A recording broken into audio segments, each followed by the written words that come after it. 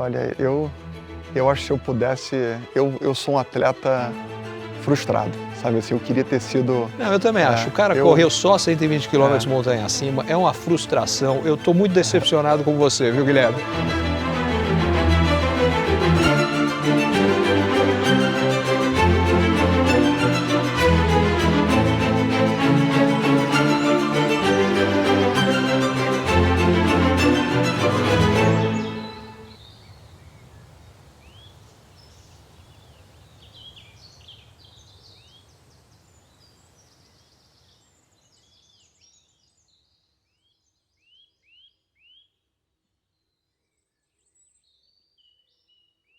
Mas eu saí de casa hoje, eu falei, Olivia, me dá um beijo. Não. Sabe aquele não contundente? Foi aquele não contundente, assim, do tipo, nem me deu esperança, né? Minha esposa até ficou com pena de mim e falou, Olivia, dá um beijo no papai, ele te ama tanto. Não. Poxa, Guilherme, quer dizer, você está me contando. Antes de mais nada, é um prazer gigantesco ter você aqui. Agora, quem diria, pô, quer dizer, você que é admirado por esse monte de gente, não conseguiu pegar o beijo da filha hoje para vir para cá? Consegui. A terceira é da pá virada, assim, ela manda lá em casa. Eu entendo, a minha é igualzinho, ou já foi, hoje ela virou um doce, já faz alguns anos, para ser justo com ela, mas quando ela era pequenininha também, ela deixava bem claro quem mandava e definitivamente era ela. Mas, Ricardo, eu estava lembrando aqui agora, você lembra que você fez a primeira Expert com a gente em 2010 ou 11, se eu não me engano? Foi a primeira. Foi a primeira, eu me lembro disso. A gente tinha num hotel na Barra da Tijuca, no Hotel Windsor, e a gente botou lá 6 quiosques. Eu lembro bem disso, assim. Você ancorou nosso evento lá na época. Pois é, a diferença é que de lá para cá os seus cabelos continuam os mesmos e para mim é só a minha voz, né? Que é aquela história, os meus cabelos já não são exatamente os mesmos. Mas é um prazer. Prazer é todo meu, Guilherme. Aproveitando a deixa, já que a gente está falando de coisas aí que já tem algum tempo, um negócio que me impressiona com você, eu sou um cara absurdamente focado, sou super competitivo, o que eu faço eu gosto de fazer bem feito, mas quando eu chego perto de você eu me sinto o cara mais largado, relaxado, que não quer saber nada. Como é que você consegue, ao mesmo tempo, tocar um negócio gigante, correr ultramaratona, família, que eu sei que é uma coisa que para você é importante? Conta o segredo pra gente, vai. O segredo é disciplina. É você gostar daquilo que você faz, se organizar bem e entender que cada um tem o seu equilíbrio, né? Então, meu equilíbrio é o que a gente vinha conversando no carro, né? Você ter a cabeça no lugar, você tá com a mente sã, tá com o corpo no lugar, se alimentar bem, fazer o seu esporte, ficar próximo da família e dos amigos. Então, assim, quando você é muito jovem, você não entende muito essas coisas, né? Mas quando você vai se autoconhecendo, você vai vendo onde é que está o seu equilíbrio assim, né, se eu não faço esporte, meu dia não fica legal. Se eu me alimento mal, a mesma coisa, né? Se eu briguei com a minha esposa, pior ainda. Então, assim, conhecer isso e saber encaixar as caixinhas, né? Aprender a fazer escolhas, né? Aliás, aprender a saber o que você quer. Isso ajuda a definir o que você não vai fazer, né? Então sair de noite, ir para jantares, essas coisas assim, não me convida que eu não topo, tá? Eu acho que você matou uma coisa muito legal, que é a gente aprender a se conhecer.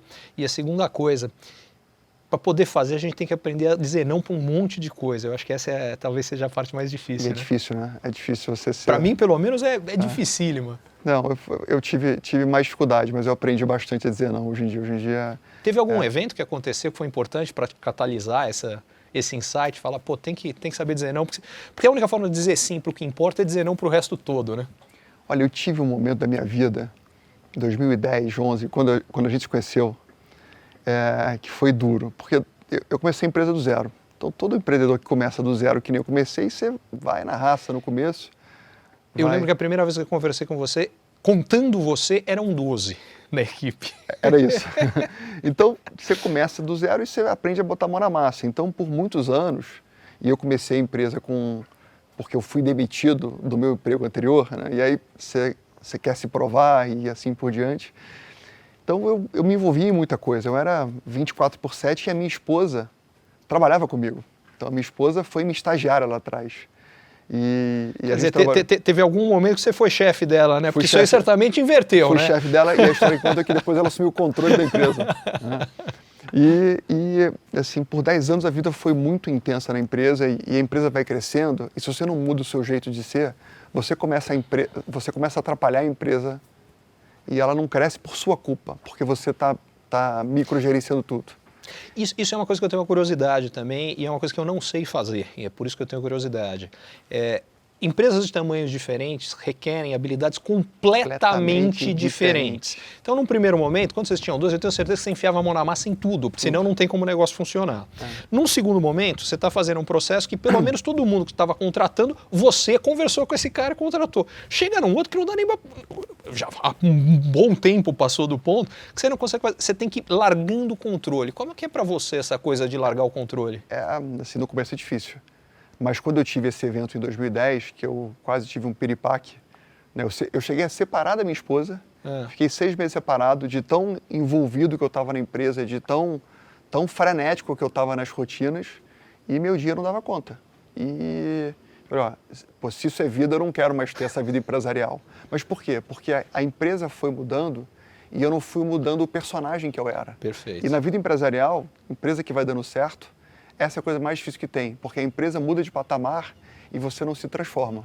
Ou seja, eu era microgerenciador, mas a empresa já tinha 500 pessoas. Não dá para você se envolver em tudo. E aí você tem que aprender a ser outra coisa. E aí eu tive esse baque muito grande.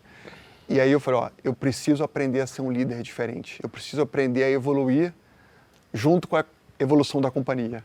E aí você tem que se manter muito humilde, você tem que ter muito... Você tem que conseguir ver a fotografia de cima. O que eu acho engraçado é que você está contando uma coisa que, parando para pensar, nunca imaginei, mas agora está me ocorrendo, talvez a empresa mude antes do líder, né? Porque sempre assim. a empresa cresce antes, e aí o líder vai ter que mudar, né? E a coisa mais difícil que tem, eu quando comecei a empresa, eu era um assessor de investimentos. Sim. Eu atendia os clientes. Uhum. E eu era um bom assessor, até porque se eu não fosse um bom assessor, eu não teria avançado. Mas a coisa mais difícil que tem, e isso é contraintuitivo, porque você faz bem aquilo, mas você tem que deixar de fazer aquilo que você faz bem. E que você gosta. E que você gosta. Só que se você não faz isso, se eu continuasse sendo um bom assessor, eu não estava aqui hoje com você. Né? Então, assim, como é que você gera isso nas pessoas e como é que você faz as pessoas irem se transformando de tempos em tempos? E por isso que talvez a maior parte das pessoas, a maior parte das empresas, a longo prazo, acaba dando errado. Por quê? Porque você tem que estar muito sintonizado nesses momentos de cada companhia. Hoje em dia, eu fui CEO da empresa por 20 anos, então nem CEO eu sou mais. Então eu fui aprendendo a partir desse episódio a pensar diferente. Então, uma empresa é um filho. Se você pensa grande, você aprende a abdicar de coisas pequenas. Eu vou tentar tatuar essa na minha cabeça, porque eu acho que ela define a história inteira. Uma empresa é como um filho, e eu queria falar um pouco de paternidade. Como é que foi e está sendo para você, e quais são os paralelos que você vê em relação a isso? Quer dizer, o que você aprendeu em casa que te ajuda na hora que você vai na empresa? E vice-versa, quer dizer, o que você aprendeu, inclusive, porque para lidar com a quantidade de gente que você lida, se não for bom com gente, o negócio também não se tornava o que se tornou. Levando isso para casa, o que você leva para casa disso? O que eu aprendi com a paternidade, é isso? É. Olha, eu aprendi a ficar no presente. Acho que talvez seja o maior aprendizado, assim, de você... As crianças têm uma habilidade maluca de fazerem isso, né? Quando a gente vê... Eu, pelo menos, eu aprendo muito com os meus filhos nesse sentido que você está dizendo, vendo o que eles fazem, eu falo, bicho, para com isso, foco aqui agora. Aprender a estar no presente, assim, aprender a submergir na brincadeira, aprender a estar ali de corpo e alma. Então, acho que todo pai que começa... Né, eu tive filho... Minha filha mais velha fez 13 agora, né? Então eu tinha 32. Estava ali no ápice daquela confusão que eu te mencionei. Né? Então, vem um filho, você ama, mas você não aprendeu ainda a administrar bem a situação. Não te mandaram manual, né? Não mandaram manual e aí, assim, você está ali, mas você está vendo o celular. Então, aprender a estar no presente, acho que os filhos ensinam muito isso, assim, e ensinam por quê? Porque você vai brincar, você vai se divertir com eles e aí, né, isso é algo que que eu acho que ajuda você a aprender em outras coisas da vida, né? A vida passa muito rápido, né? E quando você aprende a estar no presente, parece que você aprende a dar valor a pequenas coisas que fazem muita diferença. Com certeza. E na tua infância, o que você acha que foi importante, que te marcou e que acabou determinando a trajetória que você teve? E aí eu vou até encaixar uma outra pergunta. Uma preocupação que eu tenho, quer dizer, quando eu vejo a tua história, você construiu a história inteira, foi você que fez. Os teus filhos hoje já vêm com muita coisa construída. E eu tenho duas preocupações aí. A primeira é que o berço esplêndido tire a vontade de batalhar para poder construir e fazer tudo que eles são capazes e podem vir a fazer, seja o que for. E por outro lado, que não deve ser fácil olhar e falar, eu sou filho do Guilherme Benchimol. Como é que sua filha pode chegar lá e fazer o suficiente para falar o que eu fiz da minha área, seja o que for, é bom o suficiente? Porque o benchmark é muito alto. Como é que você vê isso? Assim, as minhas filhas, elas não compreendem muito. Mas isso é por enquanto. Não, sim. Eu tive num casamento esses dias, né? Aliás, num bar mitzvah tem umas 2 semanas atrás, foi engraçado, né? Era uma sobrinha nossa, e aí as meninas de 12, 13 anos de idade, aí daqui a pouco a garotada veio tirar foto comigo. Uhum. Aí minhas filhas me olhando assim, falando, pai, por que você tá tirando foto com essa garota? E nem eu tinha entendido, tá? Nem eu tinha entendido. Aí eu falei, não, filho, eu montei uma dupla sertaneja e eu tô ficando famoso. Né? Mas, assim, a minha vida, dentro do possível, é simples, assim, talvez alguém que me olhe de fora e ache que eu tenho uma vida faraônica, eu não tenho uma vida... Não é no sentido de faraônica, ao contrário, eu acho que você não passa isso, você passa a ser um cara super centrado e super razoável, mas de qualquer forma, uma das coisas que constrói, como você falou, daquela capacidade de resiliência, de querer, de ir atrás, de fazer, um pouco é a sensação de eu quero mais do que onde eu estou, e quando o ponto de largada já é mais confortável, talvez roube um pouco, eu pelo menos morro de medo, sem estar no teu parâmetro em relação a isso, eu já morro de medo com relação aos meus filhos, com relação a isso, por isso que eu pergunto. É muito difícil você porque os seus pais te fizeram viver situações que você teve que viver. Perfeito. E, assim, meus pais se separaram muito jovens, eu tinha 6 anos de idade, e eu tive na vida uma vida diferente, assim, meu pai é um médico bem-sucedido, então quando eu estava com ele, a vida era muito boa. E com a minha mãe, a vida era muito dura, assim, aquela vida assim, que você tinha que economizar nos detalhes. Então eu vivi esses dois contrastes, né? Minha mãe, digamos que ela seja quase esotérica, assim, tudo para ela é energia, né? Como é que Deus vai te ajudar e etc e tal. Meu pai, médico cartesiano, ortodoxo, né? Cobrança, competição, e por mais que eu fizesse bem feito, nunca era suficiente. Então eram dois extremos, tá? Em todos os sentidos. Então, assim, eu vivi com esses dois mundos, assim, meu pai sempre querendo que eu competisse, que eu fosse o melhor, e nas notas, em tudo, e minha mãe, Guilherme, basta estar aqui, né? Vai dar tudo certo. Então, acho que isso, em parte, me ajudou a ter esse balanço, eu diria.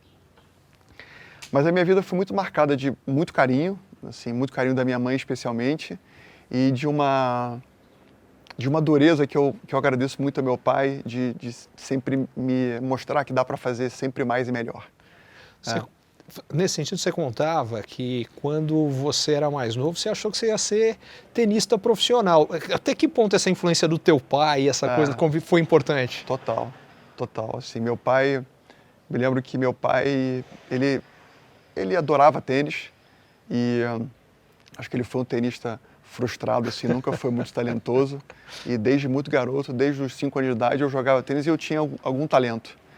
Aí ele foi me colocando nas aulas, no clube, e eu fui ganhando alguns torneios. E com os meus 12 anos de idade, eu queria abandonar o colégio. Eu falei assim, pai, eu não quero mais estudar, eu quero só treinar tênis. E aí, graças a Deus, que ele falou assim, não faça isso. Mas eu queria de verdade, assim, a minha vida até os meus 15 anos de idade era jogar tênis. E aí eu abandonei. Aí eu comecei mal no colégio, ele falou, acabou a brincadeira, você vai focar nos estudos. mas não tinha, assim, ele ia nos campeonatos comigo e foi uma época boa. Mas é engraçado que aí você está falando de algo que eu queria ter coragem que você teve de aos 12 anos chegar e falar, pô, estou pensando em parar. Eu vivi a experiência contrária. E eu, dos 15 para os 16, eu treinava natação, fui treinar nos Estados Unidos, mas era só para ser época de férias que eu ia ficar. E na época, uma equipe muito forte, o melhor nadador do mundo na época nadava lá, o Michael Gross, o Albatross, enfim. E eu acho que pela dedicação que eu tive, porque eu não era um nadador nada demais, mas eu estava nadando com o melhor nadador do mundo. Então eu estava do céu e estava super dedicado.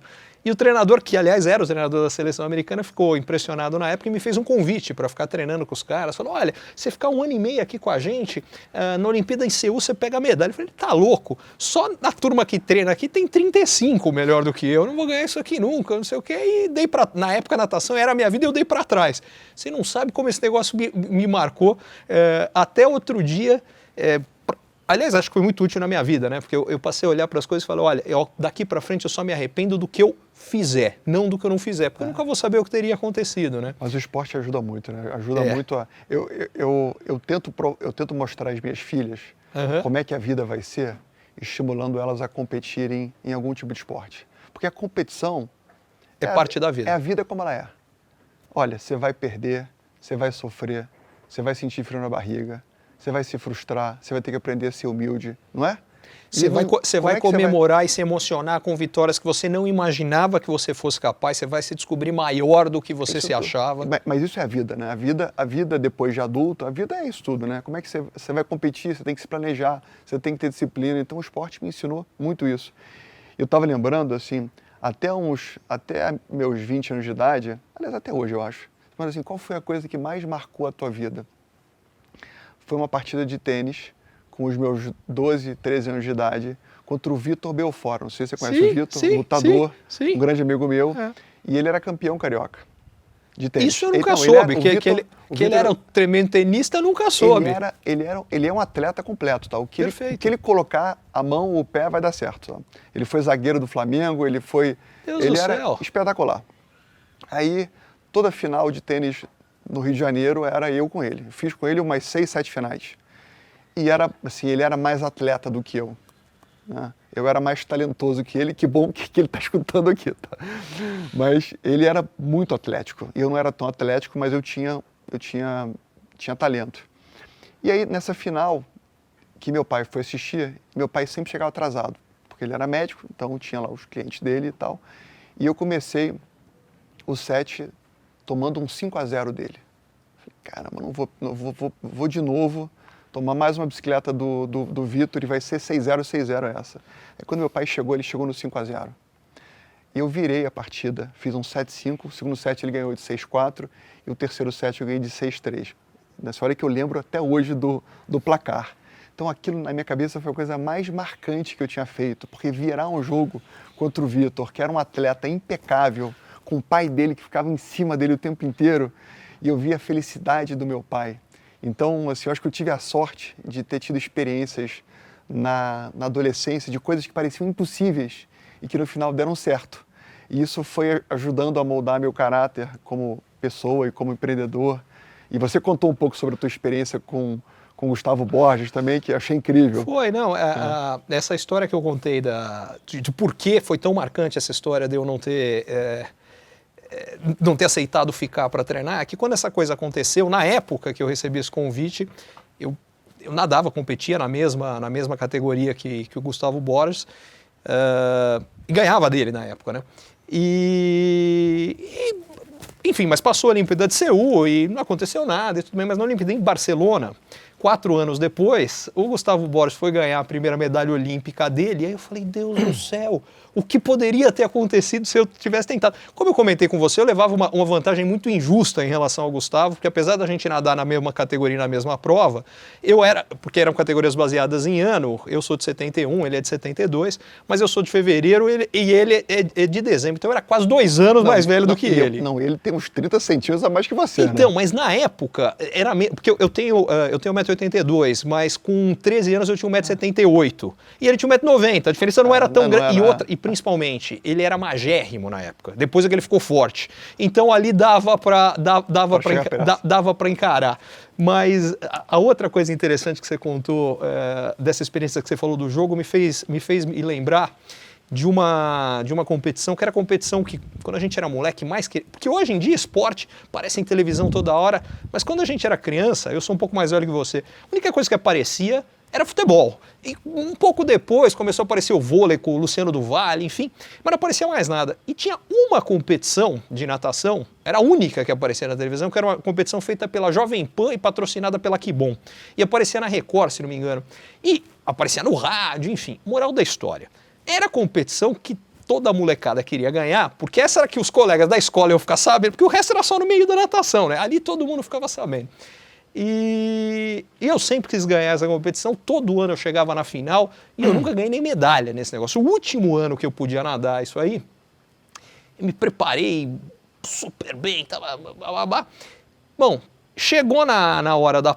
mas com um detalhe, eu fiquei fazendo musculação até muito mais tarde do que era o normal, exatamente porque eu queria chegar bem na final, porque a semifinal já era muito concorrida, então o pessoal já queria estar bem para a semifinal para não correr o risco de ficar fora da final. Só que como a final era 2 semanas depois, às vezes o cara já chegava na final não tão bem. Eu falei, se eu não passar, não passei, mas eu quero chegar na final para rasgar. Bom, muito bem, nado a minha prova, nadando na piscina eu vi pro lado que eu estava respirando, que eu cheguei na frente de todo mundo, o outro lado eu não via, bato a mão, placar eletrônico falha.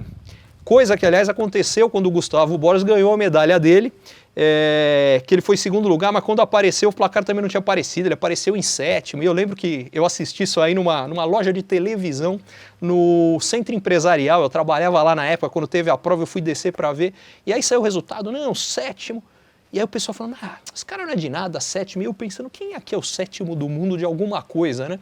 E falando, e eu vi que ele não foi 7º, foi pelo menos 3º, depois é que foi seu resultado, que ele tinha sido medalha de prata. Mas o que aconteceu no meu caso foi, eu bati da minha raia, falei, tava lá 7º lugar, falei, não foi 7º de jeito nenhum, porque esse lado que eu vejo, eu tô na frente de todo mundo, então não pode ter sido. Aí eu vi o tempo, e o tempo era muito mais alto do que eu imaginaria fazer, falei, isso aqui não pode estar certo. Aí eu vou achar, isso foi lá na piscina do Ibirapuera, lotada, eu vou achar no Ibirapuera, que também ele sequer costumava ir nas minhas competições, mas aquela lá, primeiro, ele sabia que era importante para mim e sabia que eu tinha alguma chance, e ele foi. E eu encontro o meu pai no meio de 5.000 pessoas, comemorando, e aí eu falo assim, primeiro? Aí eu comemorei pra caramba, enfim. Legal. Então foi exatamente essa mesma experiência. Não tem coisa mais inspiradora do que você impressionar o seu pai, né? Você tem aquele momento ali que você está crescendo, você ter esse apoio e você acreditar que você fez um strike com ele é incrível. E acho que essa coisa de inteligência emocional, né? Acho que a coisa mais importante que um ser humano deveria aprender é justamente inteligência emocional, né? Que você treinou, você sabe a importância de ter fome, né? A importância de querer mais, de ter disciplina, aquelas outras coisas todas que a gente falou, né? O esporte ajuda muito nisso. Agora vamos virar agora o chapéu, porque agora trocou. Com relação aos teus filhos, as tuas filhas, perdão, o que você vê disso aí? Porque uma das coisas que eu acho que às vezes elas não têm noção é o tamanho do orgulho que os filhos não têm noção do tamanho do orgulho que os pais... Só fui entender depois de virar pai. Conta aqui pra gente o que um dia elas precisam saber aqui, que elas vão ver aqui e vão ficar felizes de saber. Orgulho? Acho que elas vão ficar muito orgulhosas em saber que eu sempre fui uma pessoa honesta, sempre fui um pai muito dedicado. Então, assim, eu tenho um pacto lá em casa, né? É viajar, mas jantar em casa. Salvo viagens internacionais. Eu tenho mesmo, é engraçado. Eu viajo 3, 4 vezes por semana, mas eu janto em casa, então na hora de dormir eu estou ali conversando com elas. E acho que juntar um pouco essas coisas, né? Ser um pai muito, muito dedicado ao trabalho, que é feliz com aquilo que faz e que tenta ajudar muita gente, mas ao mesmo tempo um pai presente que tenta ajudar os filhos a serem cada vez mais pessoas melhores.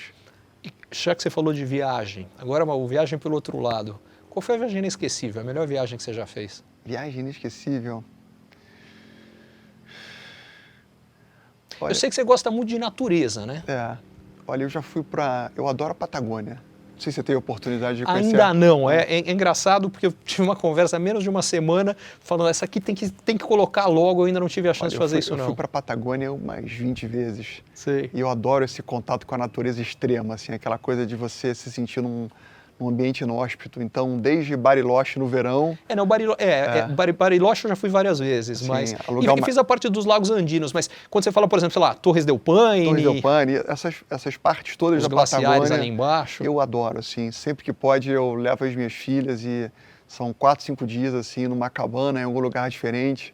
A gente foi para o Ushuaia agora no Carnaval. Sei. E foi aquela viagem de natureza, sabe? De botar a mochila nas costas e entrar na floresta junto com o guia, ficar 3, 4 horas ali caminhando, e aí faz um churrasco numa fogueira.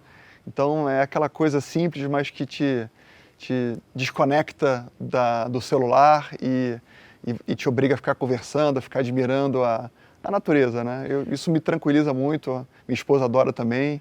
E as crianças estão aprendendo a gostar também. Gostar também. Que legal. Você está falando de natureza, a gente está aqui, interior de São Paulo. Enquanto eu te ouvi, eu ouvi o som do passarinho aqui, que eu acho que traz exatamente isso. E eu sei que você curte também bastante essa coisa de estar no interior de São Paulo. Como é que essa coisa de desligar aqui, quer dizer, você está trabalhando a semana inteira, o final de semana dá uma relaxada, qual é a importância que a natureza tem para isso, para você?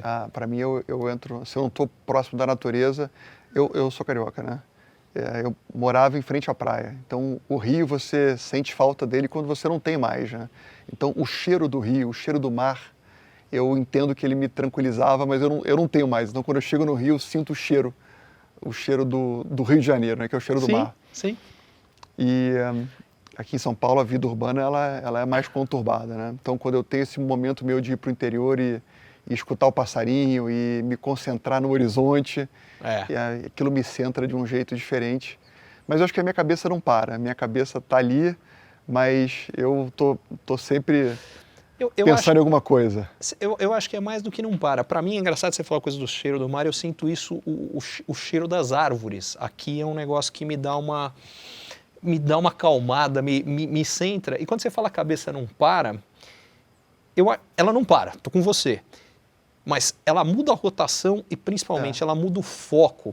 As melhores decisões que eu tomo, ou que eu tomei na vida, quase todas, elas tiveram algo. Ou, a gente já conversou disso antes também, que esporte é uma coisa terapêutica, ou foi natureza ou foi esporte. Aliás, eu estou lembrando que algumas decisões importantes que eu tive que tomar, eu me forcei a fazer isso. Algumas eu lembro de ter ido para a praia, onde os meus pais tinham um apartamento e eu fui passar uns 2, 3 dias sozinho, precisava resolver. Lembro de ter ido, quando eu não conseguia tanto, pelo menos ir ao Parque do Ibirapuera, em São Paulo.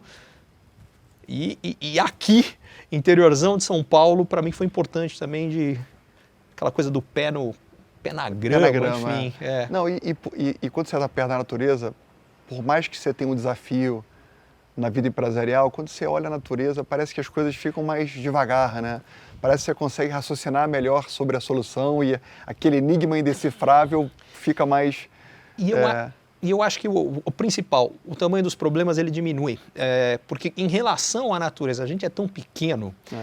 E é engraçado, porque por mais que tenha sido lado competitivo, querer fazer uma coisa, me sentir pequeno me faz um bem desgraçado. Me faz sentir parte e aí os meus problemas ficam pequenos, as minhas questões ficam pequenas e mais fáceis de serem lidadas. Eu acho que eu levo eles menos a sério, eu me levo menos a sério e isso acho que faz muito bem. Eu me senti muito bem na pandemia, né? A gente falou disso no carro também, né? Eu tive a oportunidade, o privilégio de passar 8 meses no interior também. Foi um momento especial de viver uma vida diferente que eu não estava acostumado há muitos e muitos anos.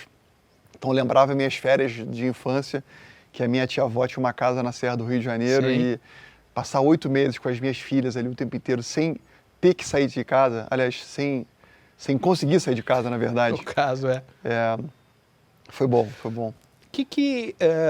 A pandemia trouxe um monte de problemas, mas ela deu a chance, ela nos forçou a viver diferente, e ao nos forçar a viver diferente, eu acho que ela deveria deixar lições para todos nós. No teu caso, teve alguma que chamou a atenção, que você fala que eu saí diferente da pandemia em relação ao que eu era antes? O que te marcou? O que você acha que você aprendeu aí? Olha, a pandemia me mostrou que a vida é bem mais simples do que a gente achava que ela era. Eu acho que eu consegui ter um equilíbrio bem melhor, assim. Você conseguir estar presente sem estar se locomovendo tanto. Perfeito. Esse aprendizado empresarial foi um legado incrível que, assim, a gente não acreditava antes que você podia fechar um negócio à distância, ou que só funcionava se tivesse um shake hands, ou tinha que fazer aquele olho no olho. Não é verdade. Então, te permitiu ter uma vida muito mais flexível. Então, acho que esse aprendizado foi bem forte. E eu acho que a importância da família, né? Você aprender a estar perto de gente que você gosta. Tantas pessoas aí acabaram falecendo. E eu também tive a oportunidade de morar com a minha mãe durante 6 meses. Foi uma experiência incrível, né? Porque eu morava com ela há mais de 25 anos, né? Então, você voltar a morar com a sua mãe, assim, é maravilhoso, mas também é duro, né? Porque ela te dá uns puxões de orelha. Eu ia perguntar, como é que chama a sua mãe? Lígia. Dona Lígia, Dona Lígia. Olha, a senhora está de parabéns, porque o Guilherme colocou isso, eu tive a oportunidade. Eu estou pensando quantos filhos iam se referir a isso como oportunidade. Não, foi muito bom. Foi muito bom ter ela por perto. Então, ter a família junto ali foi uma experiência boa. Essa história de poder curtir a família, especificamente você está falando da sua mãe, eu há um mês e pouco eu vivi uma experiência que eu não sei como eu não vivi isso antes. Eu fui viajar só com a minha mãe, porque eu já viajei com os meus pais várias vezes, mas só com a minha mãe foi a primeira vez. Então a gente foi passar uma semana juntos na Itália. Foi uma das coisas mais maravilhosas que eu podia viver e que eu pretendo repetir com grande frequência. Essa coisa de... Eu não sei, uma das coisas que eu aprendi com a pandemia é que, primeiro, eu sabia que eu era um cara social, eu gosto de gente, sempre gostei, mas eu preciso mais de gente do que eu imaginava. Eu até te contava antes, participo muito de evento, palestra, enfim. Então eu estava te contando que, outro dia eu fui subir num palco com um evento grande, umas 4, 5 mil pessoas, o olho ficando todo marejado de ver aquele mar de gente. Mas mais do que isso, as pessoas que são mais importantes, família, grandes amigos... esses eu quero estar muito perto e isso eu acho que ficou mais claro do que nunca por conta da pandemia. Não, e a família, assim, a maior parte do seu contato com seus pais você tem até os seus 20 anos de idade, que é quando você mora com eles, né? Quando você sai, muda muito, né? Depois você vai ter contato com eles 10%. Ou seja, durante 20 anos você teve contato por 90% do tempo. Depois dos 20 até os 80, 90, você vai ter contato 10%, porque cada um tem a sua vida, tem a sua rotina. Então, ter esse momento para você unir a família novamente e viver intensamente foi uma experiência muito boa. Como é que você vê isso com relação aos filhos? Porque é uma coisa que eu já estou na fase que eu falo, preciso curtir muito os meus filhos agora, porque daqui a mais um pouquinho vai chegar na fase que eles vão ter a vida. E tem que ter, é ótimo, é isso mesmo. Mas, do meu lado eu fico pensando, dá uma dorzinha no coração. Como é que você olha para isso? Não, dá. Só em pensar que elas estão crescendo, a minha mais velha está começando a ter crush hoje em dia, né? Ela começou a falar, não, eu tenho crush, aí você engole a seco aquilo, né? Assim, não, eu não posso mostrar um ciúme aberto aqui. Aí a minha esposa é minha espiã, né? Ela fica contando as coisas, né? Ela fala, Guilherme, as meninas estão começando a ter crush na escola e tal, mas elas não querem que você saiba, né? Portanto, você não sabe. Portanto, eu não sei. Então, bate um ciúme. Mas a gente tem que viver o presente, tem que estar... Eu acho que esse aprendizado de aproveitar a jornada e de ter a convicção que a vida passa rápido, isso ajuda muito a gente a aproveitar os pequenos momentos, aproveitar os filhos. E a gente está tão concentrado, a gente está tão frenético no dia a dia, né? Seja um empresário, seja um executivo, a gente está sempre buscando metas e correndo e essa concentração exagerada muitas vezes faz o tempo voar. A gente já está em 2022. Eu comecei a empresa fazem 21 anos atrás. Passou voando. Então, como seria espetacular voltar no tempo e aproveitar ainda mais cada momento. Então, ter essa consciência e fazer com que os pequenos momentos sejam um pouco mais devagares e que você possa aproveitar eles um pouco mais, acho que foi uma coisa que eu venho aprendendo muito nesses anos todos e um aprendizado de ter filho é isso, você vai vendo que cresce e vem o crush, depois vem o namorado, depois vai estudar, vai para fora, enfim. Né? Vai ter a vida. Vai ter vida. Eu vi uma frase uma vez que eu gostei muito, que os filhos, na realidade, não são nossos. Eles estão só emprestados para a gente um tempinho aqui, mas eles são do mundo. São do mundo, E tem que ser. Agora, uma coisa que me chama a atenção te ouvindo e que eu já ouvi muita gente que convive com você, que trabalha com você, comentando e até te conhecer há um bom tempo, que impressiona, isso que você fala de estar presente, as pessoas ficam impressionadas com quem quer que você esteja, no momento em que você está, a pessoa tem a sensação de ser o centro do mundo. E isso é estar presente. E é uma coisa que eu vi em poucas pessoas. Aliás, diga-se de passagem, estou parando para pensar, todas elas ultra bem-sucedidas, mas eu acho que mais do que isso, que me passa uma coisa de estarem de bem com a vida, que eu acho que é mais... Ser bem-sucedido é ótimo, tá? Não tem problema nenhum nisso, mas é mais legal ainda estar feliz com o que quer que seja que você tenha. Essa é uma coisa que você passa. De onde você acha que vem isso? Não sei, não sei de onde vem, mas eu sou feliz, eu sou de bem com a vida. Assim, a vida me trouxe tantos presentes, né? Eu não achei que eu fosse ser nada na vida. Eu acho que Fala mais sobre isso. Eu não era um aluno brilhante, tá? Não era. Era uma pessoa bagunceira no colégio. Aquele aluno nota 7, eu era bom de matemática, tá? No resto eu era 6, 7. E meu pai sempre muito em cima. E meu pai, ele queria que eu fosse médico, né? Eu queria ser tenista, ele queria que eu fosse médico. Meu avô era médico, meu pai é médico. Então a família Benchimol, a maior parte são médicos. Guilherme, você é uma decepção. Como é que você não foi ser médico? Não é possível. Não, então, meu pai queria que eu fosse médico. Meu pai queria que eu não fui médico. Meu pai queria que eu fosse bom aluno. Eu não era bom aluno, era bom aluno só em matemática. Aí eu comecei a faculdade. Meu pai queria que eu tivesse focado na faculdade e só começasse a trabalhar bem depois. E eu tinha que ter, eu queria ter meu dinheiro. E meu pai não me deu nenhum tipo de moleza. E minha mãe nem conseguia me dar, então eu tinha que trabalhar desde cedo. Ele queria que eu fizesse MBA. Eu não fiz MBA. Eu tenho um primo meu que é extremamente inteligente, bem mais inteligente que eu, inclusive, fez MBA e falou: você tem que seguir esse teu primo que estudou no MIT e tal. Eu falei: pai, não combina comigo isso. E aí eu fui demitido. E eu me lembro que umas semanas antes eu falei: pai, eu estou preocupado porque na corretora que eu trabalho eu escutei alguns boatos que vão cortar algumas pessoas e tal. Ele falou: não, fica tranquilo que bons executivos nunca são mandados embora. Quando eu cheguei em casa, decepção. E aí eu fugi. E ele falou: você vai morar em Porto Alegre, você está maluco. Você não pode fazer isso, você tem que morar em São Paulo. Eu falei: pai, eu vou morar em Porto Alegre. E no fundo eu queria fugir. Então, assim, isso foi acontecendo comigo e eu acho que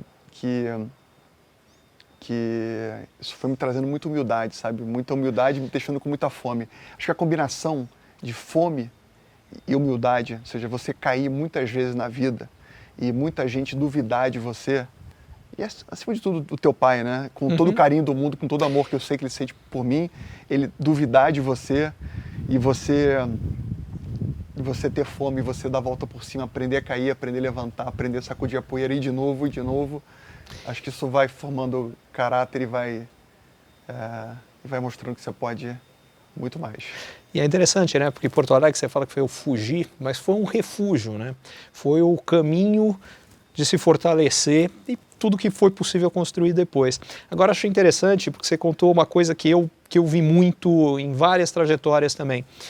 Então você falava que você tinha muito talento no tênis e talvez por isso você não tenha tido que ralar tanto porque você tinha muito talento e não tenha virado o tenista que talvez você pudesse virar. E do outro lado, claro que você tinha talento, senão você não tinha, mas não vinha tão fácil, teve que ralar. E eu vejo muito isso, eu adoro esporte, pratiquei muito, e alguns, os caras que eu vi que foram mais longe, nenhum deles era o mais talentoso no começo. Todos eles eram caras bons, todos. Mas nenhum deles era excepcional. Os excepcionais ficaram no meio do caminho porque eles não desenvolveram essa coisa de correr atrás. Eu acho que isso é uma coisa bem importante. Você ser bom cedo demais, você fazer algo, às vezes atrapalha, né? Porque o que forma o talento de longo prazo é a fome e a disciplina. O problema é que o bom cedo demais, ele larga daqui. Só que o cara pode largar daqui. Só que se uma curva, exatamente porque largou alto, não tem que fazer muito, sobe assim, e o outro sobe assim, vai ser atropelado. A vida é uma maratona. Não é? Aliás, você gosta de esportes de endurance, né? Você não gosta de coisa curta, não, né? 120 km para correr tá de bom tamanho, para largada assim, como é que é? Conta essa história. Eu gosto. Assim, o esporte é a minha terapia. Então, assim, tudo que eu posso fazer de endurance é o lugar que eu me desconecto. Então, assim, se eu estou sentado mesmo aqui, que é maravilhoso, minha cabeça fica pensando, pensa num giro um pouco menor, mas segue pensando. Mas quando eu entro numa competição dessa, numa prova dessa diferenciada de longa duração, é o lugar que eu viro um atleta. Então, eu me considero um Guilherme que não é o Guilherme que talvez a maior parte das pessoas conheçam. Então, corridas, assim, hoje em dia eu não estou fazendo mais, né? Até a pandemia eu cheguei a competir várias provas que quando as pessoas escutam, elas não acham que existe, né? O meu queixo caiu aqui, com o pouquinho que você contou, o queixo caiu. Eu corri umas provas já de 80, de 100, de 120, na montanha. Então isso faz a experiência assim ainda, aquela coisa de você botar na sua cabeça um desafio, né? Então, sempre que você tem um desafio, eu não sei o teu caso, mas eu acho que é muito parecido, né? Você sente que a sua vida tem algo diferente, né? Então, é bom você ter você ter um desafio empresarial, você quer construir um legado, você quer fazer uma coisa especial, mas você conseguir ter alguma outra coisa que te puxa numa outra direção, mas que te faz entrar numa outra vibração, né? E quando eu coloco na cabeça que eu quero correr uma prova difícil, uma prova de 80, uma prova de 24 horas sem parar, aparentemente impossível isso, né? Mas será que não tem um caminho? Será que não tem um planejamento que torne esse impossível possível? Será que com muita disciplina você não consegue chegar lá? E aí, ir colocando esse grãozinho de areia a cada dia, cada semana, isso me complementa e me traz equilíbrio. Você falou que esse Guilherme, eu me torno um esportista, não é o Guilherme que a maior parte das pessoas pensa. Qual é o Guilherme que o Guilherme pensa? Se você tivesse que falar... É claro, porque você é a soma disso tudo, você não é nem uma coisa nem a outra. Mas se você tivesse que escolher uma, de característica, o que torna você você? Olha, eu acho que se eu pudesse... Eu sou um atleta frustrado, sabe? Assim, eu queria ter sido... Não, eu também acho. O cara correu só 120 km montanha acima, é uma frustração. Eu estou muito decepcionado com você, viu, Guilherme? Mas eu queria ter sido mesmo, assim, eu queria ter tido a experiência de entrar numa faculdade americana para realmente ter aquele momento ali de... Eu adoro essa coisa do esporte, da competição. Eu estou brincando porque somos dois, entendeu? Eu também sou um atleta frustrado. Mas, olha, eu acho que o Guilherme é uma pessoa... muito competitiva, uma pessoa muito disciplinada, uma pessoa que adora desafios, adora estar perto de gente inteligente, gente interessante, adoro ajudar os outros, sabe? Eu adoro ver o meu time do meu lado crescendo, avançando, eu adoro ajudar quem está perto. Isso aliás, tem vários estudos interessantes que mostram que ajudar os outros é uma das coisas que mais traz felicidade consistente na vida, né? Eu sem dúvida nenhuma, eu iria até um pouco mais longe. De uns tempos para cá, as coisas que mais me trazem felicidade são a felicidade dos outros. É relativamente recente. Por muito tempo, principalmente quando eu era mais moleque, eu era focado em mim, no que eu ia conquistar, no que eu ia fazer, mas com o passar da vida, à medida que eu vou ficando mais velho, cada vez mais a minha felicidade é motivada por felicidade de gente que eu gosto muito. Tem coisa, no teu caso, as suas apresentações são incríveis.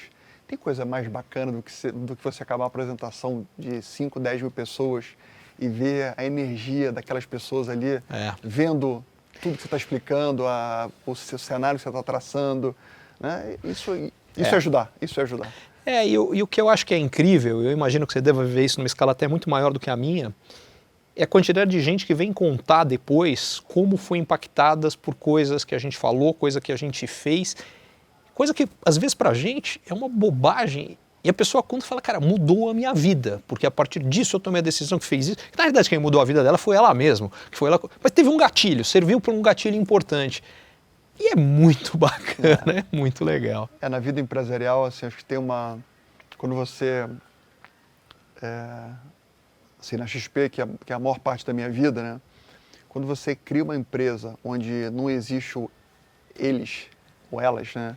É nós, e a gente vai se ajudar o tempo inteiro, e a gente vai criar uma unidade muito integrada, onde tudo que está errado, e obviamente que numa empresa tem muita coisa que está errado e que tem que continuar avançando, né? Como tudo na vida. Isso é muito gostoso, assim, você criar porque a coisa mais comum que tem numa empresa é você criar os silos e cada um defender a sua vaidade, o seu ego, a sua carreira. E assim, eu nunca tive isso de um cargo, eu nunca tive... Foi acontecendo, né? E a preocupação minha era com nós. Como é que a gente monta um time, como é que eu ajudo o time a ser bem sucedido, como é que eu ajudo a criar outros líderes que possam fazer a mesma coisa. Isso... E que num determinado estágio de qualquer negócio, quando ele se torna maior, é a única coisa que importa, porque se você estiver focado no você, o negócio não vai ter a proporção que pode ter. Guilherme, me conta uma coisa. Já falamos de esporte, falamos de natureza, falamos de trabalho, falamos de família. O que mais que você gosta? Falamos de viagem também. O que mais que você gosta? Você gosta de música, gosta de filme? Gosto do meu Fluminense. Do seu Fluminense. Que é um time muito volátil. Tá? É o que eu ia falar. Isso aí são aquelas paixões que são fortes mesmo para se manter ao longo dos... Eu entendo disso. Eu sou palmeirense, né? Então eu tô vivendo um momento bom, tô por cima da carne seca, mas não foi sempre assim, né? Engraçado, porque a gente ajudou agora o Cruzeiro e o Botafogo a serem vendidos, né? Junto com a SAF, etc. E meu pai acha que e a gente tem na empresa um time grande, né? Sim. São 6 mil funcionários, são diversas... Óbvio que eu não sei tudo que acontece na empresa já há muito tempo. Né? E meu pai é tricolor doente. Né? Assim, como é que você ajuda o Cruzeiro e o Botafogo sem ajudar o nosso Fluminense antes? Eu falei, pai, eu estava mal sabendo daquela operação, eu entrei nos finalmente só. Então, assim, eu fui muito no Maracanã e a gente adorava ir nos jogos. E assim, hoje em dia eu vou, mas é uma paixão. Assim, uma paixão que diante dos últimos anos fica um pouco mais adormecida, mas logo quando o Fluminense dá aquele respiro, claro, você volta para o campo novamente. Mas o futebol sempre foi algo que foi um momento que eu me conectava ainda mais com meu pai. E então, assim, sempre tem jogo, a gente se fala Quer dizer que eu tenho um tricolor traidor aqui, você vê que coisa, essa eu não imaginava, é isso que o seu pai foi brincar com você ali, né? Faz parte. E filme, qual foi o filme que te marcou, o filme da tua vida? O filme da minha vida? Ou um livro? Ricardo, olha, assim, o filme que eu mais vi na minha vida foi um filme chamado Goonies. Certo, vi também. Não vi tantas vezes assim, mas eu vi e me lembro dele até hoje. Na época você não tinha net, não tinha nada disso. Você não tinha Netflix. Então, eu lembro que eu tinha a fita cassete do Goonies, e o Goonies era aquela aventura, né? É o que eu ia falar, o que você curtiu no filme? Porque o filme, para quem é mais novo que a gente, talvez não tenha visto e não sabe, a história é o seguinte, é um bando de moleque que entra num monte de aventura e tem que se virar. O que você curtiu? E era um grupo, eu achei interessante que você contou da história aqui, quando você curtia essa coisa de ver as pessoas crescendo. No Goonies rola um pouco isso também, dali o grupo, as pessoas individualmente primeiro, depois formando como grupo e andando. Até onde eu me lembro, faz bastante tempo que eu vi, me corri se eu estiver falando bobagem, tá? Assim, a minha vida com a minha mãe era uma vida bem mais difícil, né? Nunca faltou nada lá em casa, mas foi tudo muito, muito contado. E a história do Goonies, né, você vai lembrar, era um garoto que os pais iam ser despejados da casa dele. Essa parte da história eu não lembrava. Começa assim a história. E aí ele querendo ajudar o pai. Sim. Como é que eu arrumo dinheiro para ajudar meu pai? E aí eles entram naquela aventura. Sim. E encontram o navio pirata. Exatamente. E no navio pirata eles encontram uma joia. E aí aqueles bandidos lá tiram as joias dele, mas fica um bolsinho, uma bolsinha no bolso com algumas esmeraldas. E aquelas esmeraldas salvam. Tem razão, eu não lembrava dessa parte da história. Então aquilo para mim era assim, eu queria conseguir fazer aquilo, eu queria conseguir ajudar a minha mãe, queria conseguir ajudar a gente a ter uma vida melhor e tal. E aquilo juntava um pouco da aventura, né? Será que não tem um tesouro escondido em algum lugar? Será que eu não posso cavar um buraco e de repente tem um... Então, acho que junta um pouco de tudo que a gente falou aqui de aventura, com ajudar e a questão ali da minha mãe. Então eu devo ter visto o filme umas 50 vezes. Cara, será que não tem um tesouro escondido em algum lugar? Eu vou pegar esse gancho, eu queria saber o seguinte, qual é o melhor investimento para a vida? Não é o temporário, é aquele investimento no sentido de aquilo que você coloca que vai ter um tesouro escondido muito valioso, que você acha que, pô, isso vale a pena uma atenção, um carinho particular, porque o retorno é desproporcional ao investimento que você faz. Os seus filhos, com certeza. Seus filhos, a sua família. Sua família, seu parceiro, sua parceira, seus filhos, isso é a melhor coisa que tem. Assim, você ter um grupo de pessoas que está ali junto com você, cresce e você, em parte, ali é um pilar daquela estrutura. Isso é onde você pode colocar toda a energia do mundo ali, que você não vai se arrepender. Então, assim, minha esposa e minhas filhas são a coisa mais especial do mundo. Não se compara perto de nada que eu tenha feito na minha vida. O que eu achei bem legal, porque eu fiquei pensando na coisa do tesouro escondido, porque em tese você fala, pô, isso aí tá meio na nossa cara, tá meio óbvio, e não é, no dia a dia não é, e aí em alguma coisa acontece que isso fica muito, porque eu concordo plenamente com você, mas alguma coisa acontece que isso fica muito claro e depois, é igual o ovo de Colombo, né? Depois que ficou claro, é absolutamente patente.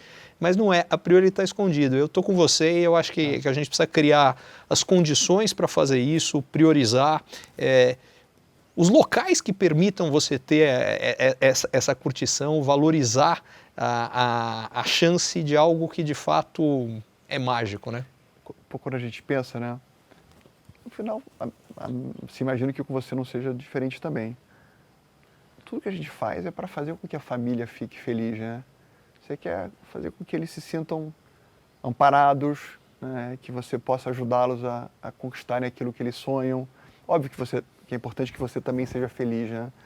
Mas eu vejo a minha felicidade, boa parte, como é que eu consigo criar as condições para que a minha família fique bem. E eu sei que o que eles pensam é a mesma coisa de mim, né? Como é que eu consigo ver o Guilherme feliz, fazendo as coisas dele, porque eu sei que quando ele está feliz, ele vai ficar aqui de corpo e alma e ele vai ser um pai mais legal, um marido mais legal. Então, assim, eu tenho apoio em casa, assim, completo. E acho que quando você decide ser empreendedor, como nós somos, né? Você não tem... É um estilo de vida. A minha casa não tem... É difícil ter um final de semana que não tenha algum sócio entrando, não tenha o cachorro com o cliente ali misturado e isso tudo é muito legal. Isso tudo me fortalece.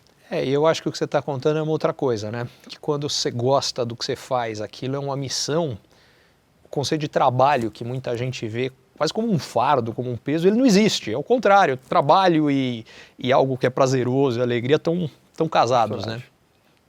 Isso aí. É isso aí.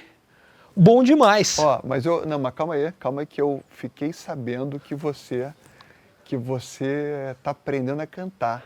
Não, aprendendo eu não tô. Eu ando cantando, aprendendo eu não tô. Você tá dando umas aulas de cantoria. Aulas? Desculpa, não, aulas. Não, você deu umas palhinhas, digamos assim. Eu acho que você está sendo agora acho que a gente chegou mais perto. E eu não vou deixar de você pagar esse mico aqui comigo hoje. Eu pago, mas só se você pagar junto, Guilherme, porque eu fiquei sabendo que, segundo o que eu ouvi de você... Não faz isso comigo. As minhas filhas vão ter muita vergonha de mim eu vou deixar você escolher a música e eu vou com você nela. Não faz isso comigo, não faz com isso. A única música que eu sei cantar é uma música do colégio, que era Mãezinha do Céu. Mãezinha do Céu. Puxa, que eu não tenho certeza que eu conheço essa, não. Não vou fazer isso, não vou fazer. Eu com cantoria, não. Essa eu vou passar, essa é toda tua. Manda brasa. Puxa vida, bicho, mas eu não... Se você quiser um batuque aqui Puxa o batuque, eu tento entrar, vai lá, eu quero o batuque. Nem é isso, não sai. Música comigo é uma tragédia. Olha, mas é isso aí, a tragédia é... Eu tô pensando qual é a música que simbolizaria essa história, essa conversa, mas eu não consegui achar nada suficientemente caótico que seja equivalente à minha capacidade de cantar. Então vamos ver. Vamos pedir uma ajuda aí. Alguém dá um palpite? Vamos lá, o que é? Puxa. Trem das Eu virei o cantor oficial de Trem-das-Onze. Porque por alguma razão, eu estava comentando com você, né? Tava indo para Machu Picchu no trem, aí cantor peruano cantando Trem-das-Onze, sou brasileiro, estava lá no bar ali, comecei a cantar também. Aí ele me deu o microfone, e aí gravaram, e no que gravaram? Me gravaram cantando, eu definitivamente sou o pior cantor do mundo. E aí falaram, olha, vamos colocar isso aqui na internet, nas redes sociais. Falei, não precisa não, pode deixar que eu ponho. Porque uma das coisas que essa sim eu acho importante, porque eu estava me divertindo muito, e o que eu acho que é importante é a gente valorizar as pessoas fazerem o que elas gostam, mesmo quando é muito mal feito, como eu cantando. Então... não perca a oportunidade. Não então, perca agora. a oportunidade de fazer algo mal feito. Então tá bom, eu de fato não. Então vamos lá. Atendendo a pedido do Guilherme, dá entrada aqui que eu vou, vamos lá, conversa comigo. Eu sou uma tragédia, Ricardo. Eu com música eu não tenho o menor ritmo. Então eu não vou de Trem-das-Onze, eu vou mudar aqui. Eu estou inspirado pela vista maravilhosa que eu estou vendo. Eu vou te ajudar então. Eu tinha uma música que eu gostava muito na minha adolescência, que eu sei começar ela. Então vamos lá. E eu não sei, eu vou só começar, tá? Eu não sei se eu vou saber, mas vamos tentar. Era um garoto que como eu, amava os Beatles e os Rolling Stones. Mas já não lembro mais. Mundo sempre a cantar as coisas lindas da América. Não era belo, mas mesmo assim... Enfim, cantava Help and Ticket to Ride, Oh Lady Jane Yesterday. Cantava Viva a Liberdade. É isso aí, olha, eu não entendo porque eu não lembrava a letra. Eu cantei, você não esquece. Acabou dando certo. Não. Olha, o que eu olhei, o que eu me inspirei vendo esse verde todo em volta aqui, foi, eu tava pensando, e você falou do Rio, acho que foi o escritor, eu lembrei do, olha que coisa mais linda, mais cheia de graça, é ela, menina, que vem e que passa num doce balanço, caminho do mar. Eu lembrei desse negócio porque... Olha os passarinhos cantando com a gente, Guilherme. Olha, se inspiraram. Eles gostaram, foi a tua voz, não foi a minha, com certeza. Guilherme, super obrigado, demais. Bom demais estar com você. Bom demais também. Obrigado por dividir isso tudo com a gente. Valeu. Obrigado, cara. Valeu, garoto. Muito bom. Olha, Guilherme, se tem um negócio que eu nunca imaginei na minha vida, é que aquele dia naquele trem, depois de cantar aquele Trem-das-Onze, qualquer lugar que eu vou, agora todo mundo quer me fazer cantar. Mas você me deu uma enrolada ali, tá? Porque você ia acabar me fazendo cantar, que eu não canto nada, e você não ia cantar. Então foi por um detalhe ali. Eu fiquei na dúvida dessa parte, eu não canto nada. Eu achei que você estava escondendo o jogo, cara. Não. Ó, minhas filhas vão ficar com vergonha disso, né? Porque quando eu mostrar a minha cantoria ali, assim... Acho que a admiração que talvez exista desse lado aqui, acho que vai ser netada pela cantoria. E quem sabe vai ser o contrário, você vai descobrir uma admiração nova. Eu acho que as filhas, bom, não sei, na idade que eu estou, você já está com filha de 13 anos, né? Já fica mais crítico aí, não fica não? Fica mais crítico. É isso aí. Mas a gente tem que marcar um treino juntos. Um treino para cantar? Marcar um treino de corrida. Ah, de corrida vamos, mas você vai ter que dar uma segurada, porque na distância que você está correndo, o meu joelho não aguenta. Mas no 5K você me ganha, porque aquele 5K, 17 minutos, aquilo foi incrível. Não, mas isso faz muito tempo. Isso aí faz quase 30 anos, esses 17 minutos aí. Agora os 21 eu já estou comemorando. Mas foi muito bom o papo. Foi bom demais, cara. Sempre aprendo muito quando eu estou com você. Também. Agora eu queria saber uma coisa. O que eu tinha que ter te perguntado que eu não perguntei?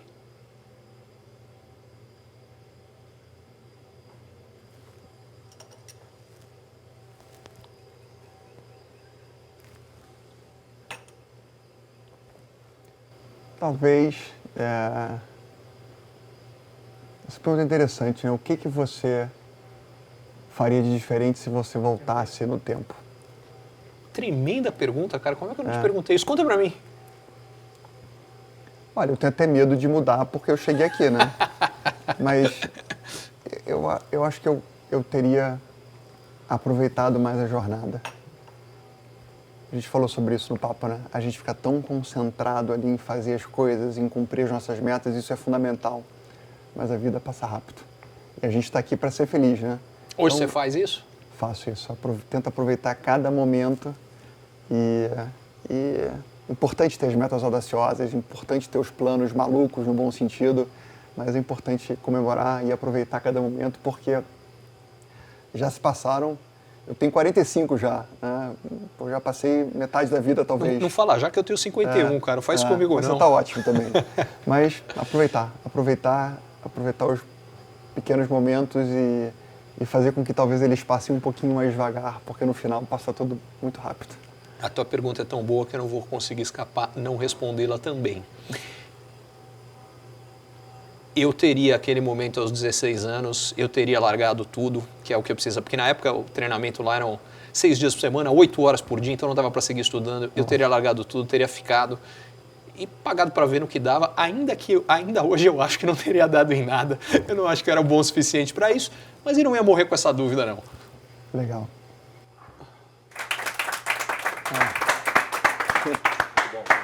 Excelente.